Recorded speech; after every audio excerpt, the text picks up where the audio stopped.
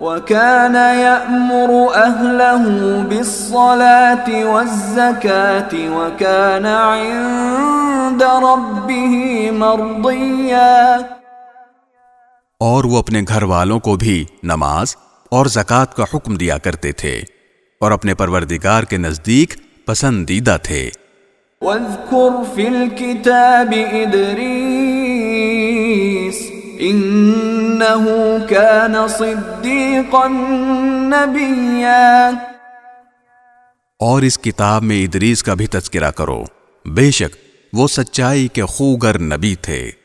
وَرَفَعْنَاهُ مَكَانًا عَلِيًّا،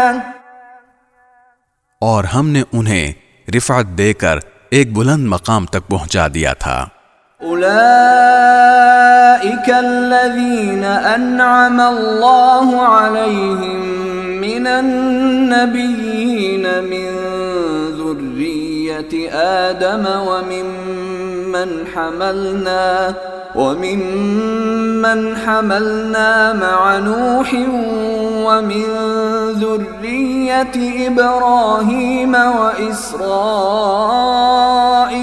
وممن هدينا واجتبينا إذا تتلى عليهم آيات الرحمن خروا سجدا وبكيا۔